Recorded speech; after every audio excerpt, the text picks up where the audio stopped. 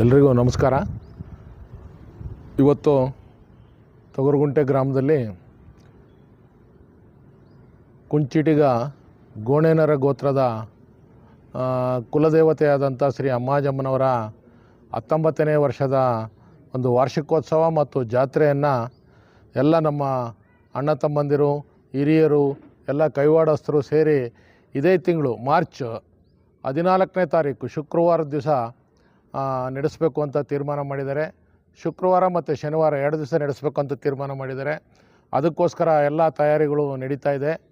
ಈ ಒಂದು ಕಾರ್ಯಕ್ರಮದಲ್ಲಿ ವಿಶೇಷವಾಗಿ ನಮ್ಮ ಪೀಠಾಧಿಪತಿಗಳು, ಸ್ಫಟಿಕಪುರಿ ಮಹಾಸಂಸ್ಥಾನದ ಪೀಠಾಧಿಪತಿಗಳಾದಂಥ ಶ್ರೀ ಶ್ರೀ ಶ್ರೀ ನಂಜಾವಧೂತ ಮಹಾಸ್ವಾಮಿಗಳ ಒಂದು ಮುಖಂಡತ್ವದಲ್ಲಿ ನಮ್ಮ ಜಾತ್ರೆಯನ್ನು ನಾವು ಪ್ರತಿ ವರ್ಷವೂ ನೆರವೇರಿಸ್ತಾ ಇದ್ದೀವಿ. ಈ ಸಾರಿನೂ ಸಹ ಶ್ರೀ ನಂಜಾವಧೂತ ಮಹಾಸ್ವಾಮಿಗಳ ನೇತೃತ್ವದಲ್ಲಿ ಅವರ ಒಂದು ಮಾರ್ಗದರ್ಶನದಲ್ಲಿ ಈ ಜಾತ್ರೆಯನ್ನು ನಿಶ್ಚಯ ಮಾಡಲಾಗಿರುತ್ತೆ. ಅವತ್ತು 14ನೇ ತಾರೀಕು ಬೆಳಗ್ಗೆ ಅಮ್ಮಾಜಮ್ಮ ದೇವರು ಮತ್ತು ಆಂಜನೇಯ, ಲಕ್ಷ್ಮೀ ನರಸಿಂಹಸ್ವಾಮಿ ದೇವರುಗಳನ್ನ ಬೆಳಗ್ಗೆ 6 ಗಂಟೆಗೆ ಒಂದು ಗಂಗಾ ಸ್ನಾನ ಇರುತ್ತೆ. ಆ ಗಂಗಾ ಸ್ನಾನ ಮುಗಿಸ್ಕೊಂಡು ಬಂದ ಮೇಲೆ ಶ್ರೀ ಕ್ಷೇತ್ರ ಇಲ್ಲಿ ದೇವಸ್ಥಾನದ ಹತ್ರ ಅಕ್ಕಿ ಮೀಸಲು ಅಳಿತಕ್ಕಂಥದ್ದು, ತಲೆ ಕೂದಲು ತೆಗೆಸ್ತಕ್ಕಂಥ ಒಂದು ಕಾರ್ಯಕ್ರಮ ಇರುತ್ತೆ. ಅದೇ ದಿವಸ ರಾತ್ರಿ ಮತ್ತೆ ನಮ್ಮ ಸ್ಫಟಿಕಪುರಿ ಮಹಾಸಂಸ್ಥಾನದ ಗುರುಗಳಾದಂಥ ನಂಜಾವಧೂತ ಸ್ವಾಮಿಗಳ ಒಂದು ಸಾನ್ನಿಧ್ಯದಲ್ಲಿ ರಾತ್ರಿ 7 ಗಂಟೆಗೆ ಕಲ್ಲುಬಂಡಿ ಒಂದು ವಿಶೇಷವಾದಂಥ ತೇರಿರುತ್ತೆ.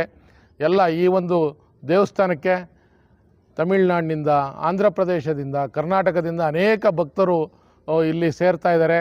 ಈ ಒಂದು ಸೇರ್ತಕ್ಕಂಥ ಸಂದರ್ಭದಲ್ಲಿ 2 ದಿವಸವೂ ಸಹ ಶುಕ್ರವಾರ ಮತ್ತು ಶನಿವಾರ ನಮ್ಮ ಅಣ್ಣ ತಮ್ಮಂದಿರುಗಳಾದಂಥ ಕಲ್ಲಳ್ಳಿ, ಮೂಲತಃ ಕಲ್ಲಳ್ಳಿ ಗ್ರಾಮದ ಮತ್ತು ಈಗ ಶಿರಾ ಜ್ಯೋತಿನಗರದಲ್ಲಿರ್ತಕ್ಕಂಥ ನಮ್ಮ ಶಿರಾ ಸಂತೆಪೇಟೆಯಲ್ಲಿರ್ತಕ್ಕಂಥ ನಮ್ಮ ಗಂಗಣ್ಣನವರ ಸುಪುತ್ರರಾದಂಥ ಕೃಷಿ ಅಧಿಕಾರಿಗಳಾದಂಥ ಮನೋಹರ್ ಅವರು 2 ದಿವಸದ ಸಕಲ ಮತ್ತು ಹರೀಶ್ ಅವರು ಸಹ 2 ದಿವಸದ ಒಂದು ಊಟದ ದಾಸೋಹದ ವ್ಯವಸ್ಥೆಯನ್ನು ಮಾಡಿದ್ದಾರೆ.